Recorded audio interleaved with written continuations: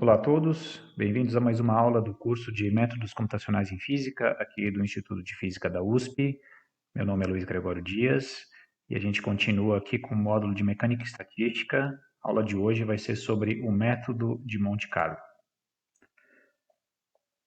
A ideia, então, dessa aula é descrever a filosofia do método de Monte Carlo, ou seja, como usar números aleatórios e a amostragem para calcular certas quantidades não aleatórias, por exemplo, valores esperados ou mesmo um número, como o número π, que é o que a gente vai calcular na aula de hoje.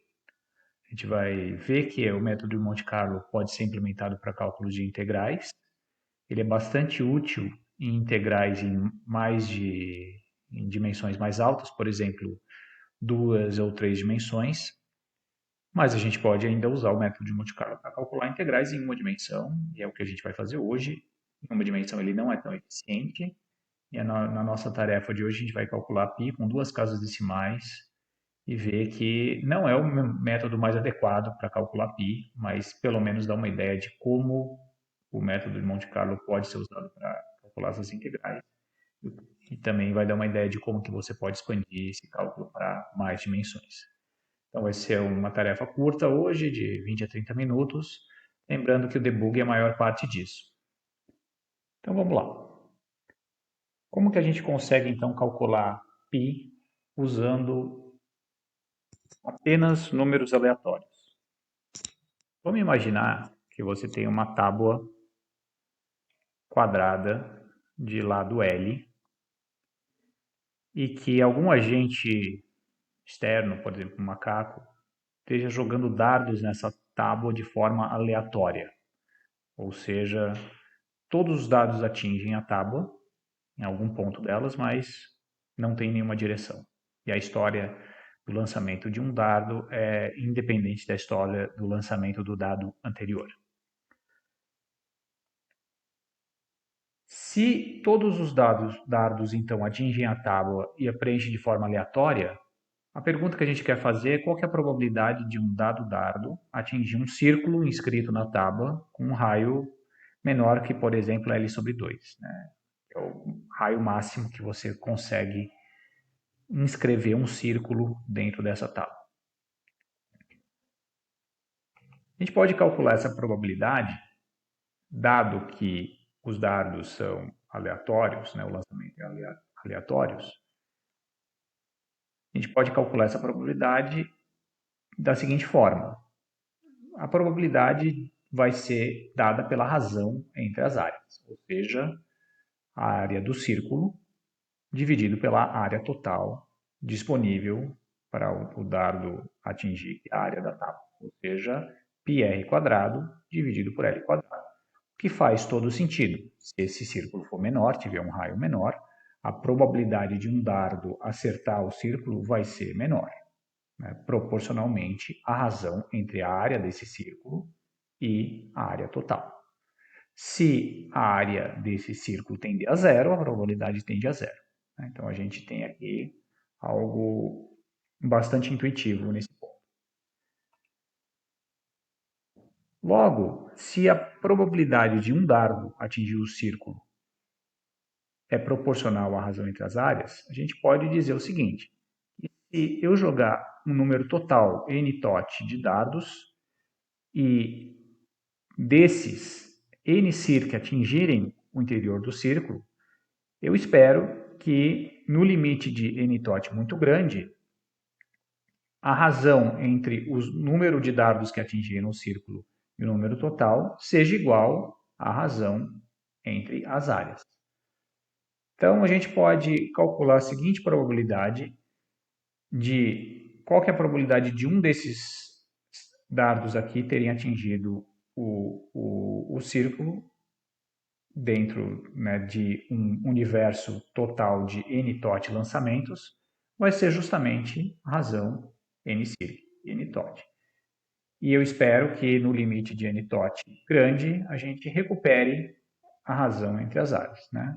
Que é natural também, no limite de n tot grande, a tendência é que os dados preencham de forma uniformemente essa área, e esse número tenda a esse número aqui. Então, essa é a base do método de Monte Carlo, como que a gente vai usar, então, a aleatoriedade desses lançamentos de dados para, no fundo, calcular o número π. Como é que a gente vai fazer isso?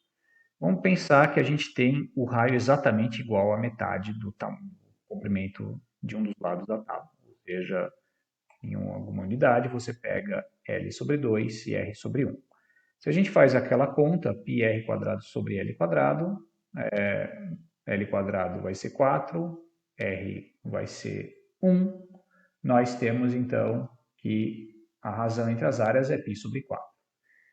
E isso tem que ser igual ao limite de n total indo ao infinito entre n circ, ou seja, os dados que atingem o interior do círculo, e esse número n tot. Muito bom. Então, isso aqui a gente gostaria que, se a gente contasse o número de dardos que atingem o interior do círculo e dividisse pelo número total de lançamentos, no limite de lançamentos grandes a gente chegasse em π sobre 4. Ou, se a gente multiplicar essa razão por 4, a gente gostaria que o limite de 4 vezes o número que atinge o interior do círculo dividido pelo número total deve ser π. E é justamente esse limite que a gente vai calcular numericamente.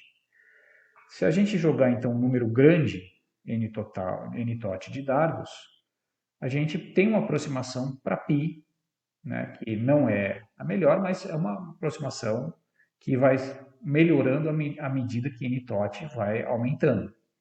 Significa o quê? Que n tot, o número total, se ele for grande o suficiente, eu vou ter uma aproximação melhor e melhor para o cálculo de π. E como é que eu faço esse cálculo? Eu tenho que saber quantos dardos atingiram o círculo, quantos dardos não atingiram, ou seja, o número total, multiplicar o número que atingiu o interior do círculo por 4, dividir pelo número total e obtenho, então, essa aproximação para π. Se a gente, então, olhar não o círculo inteiro, mas por simetria, e aqui é um jeito da gente otimizar o nosso processo, a gente, em vez de olhar o círculo inteiro, olhar apenas um quadrante, por simetria, como não tem nenhuma predisposição desses dados atingirem um determinado quadrante especial, a gente pode simplesmente centrar aqui e pensar, bom, a área desse pequeno quadrante, que vai ser L sobre 2 ao quadrado, vai ser, então, o nosso universo, e a área aqui desse quarto de círculo, ou seja, πr quadrado sobre 4, a razão entre essas duas, né, eu dividi aqui πr quadrado sobre 4, dividido por L ao quadrado, L sobre 2 ao quadrado, ou seja, L quadrado sobre 4, ainda tenho a mesma probabilidade πr quadrado sobre L quadrado, então não faz nenhuma diferença eu considerar o círculo inteiro ou apenas um quarto de círculo. Para a estatística aqui fica melhor se eu reduzir então o domínio, né, de onde os dados podem atingir. Então vamos pensar que a gente vai lançar um número total de dardos nesse quarto de círculo. A razão entre os que atingem aqui essa área e os que ficam fora ainda vai me dar π sobre 4. Né? O que isso me ajuda? Aqui entra aquela interpretação de um cálculo de uma integral via método de Monte Carlo. Por quê? Porque a área embaixo dessa curva, que é a área de um quarto de círculo, essencialmente pode ser expressa como a integral dessa função aqui. Se x e y estão normalizados, variando entre 0 e 1, essa curva aqui vai representar a equação do círculo, ou seja, x quadrado mais y quadrado igual a 1, que é o raio aqui desse círculo, de modo que y em função de x vai ser raiz de 1 menos x quadrado, raiz positiva, né? Essa curva reflete essa função aqui. Logo, a área embaixo aqui dessa curva vai ser a integral de raiz de 1 menos x quadrado entre 0 e 1 dx.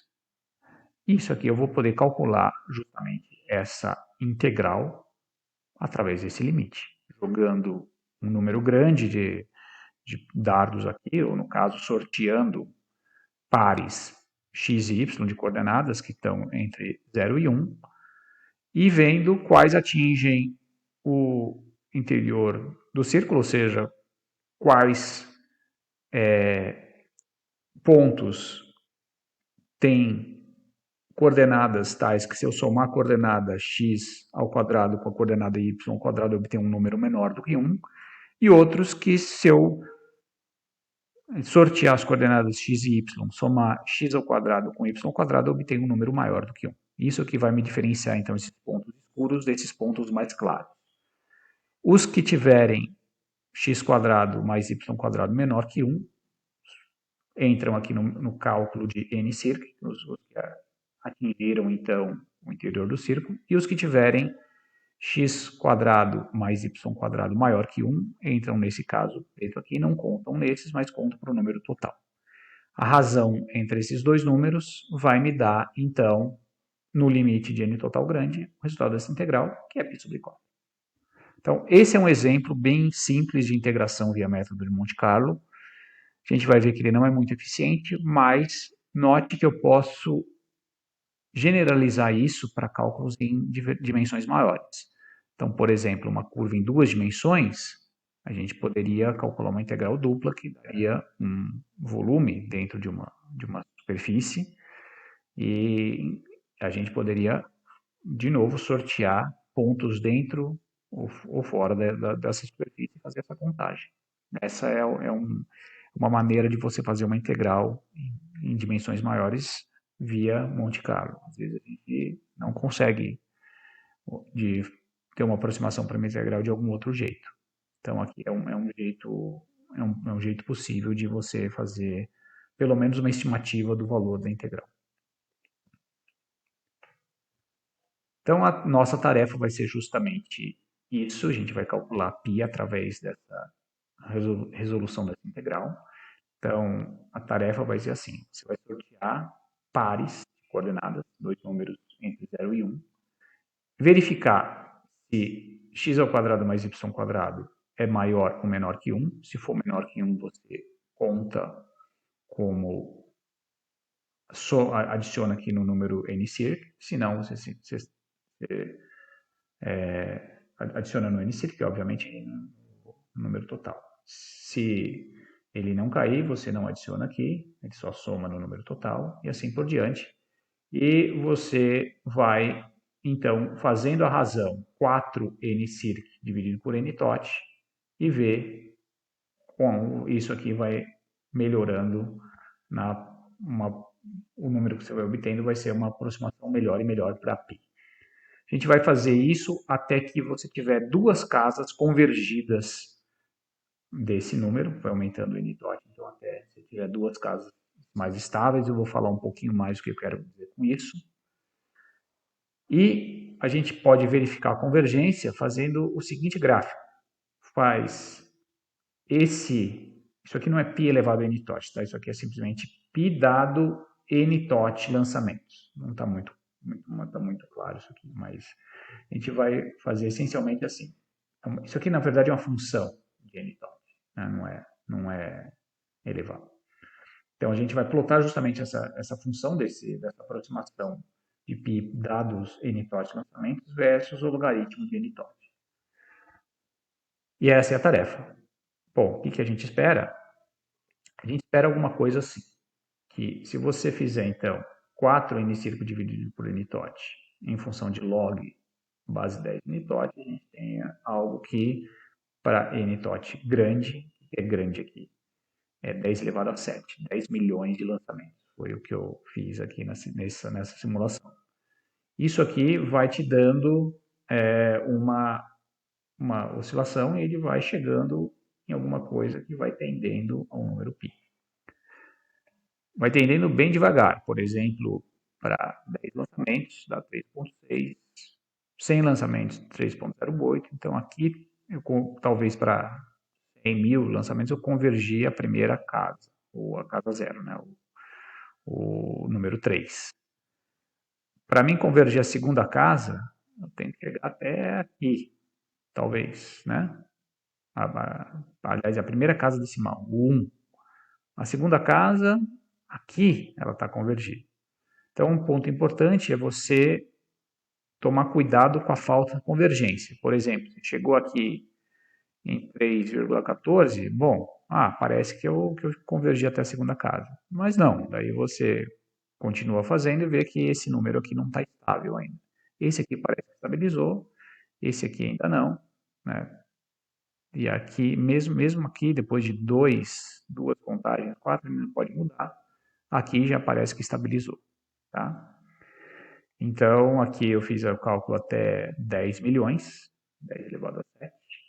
Então, faça isso. Aqui né, só nesses últimos aqui a gente chegou a um ponto em que ele vai convergindo de forma razoável as duas primeiras casas.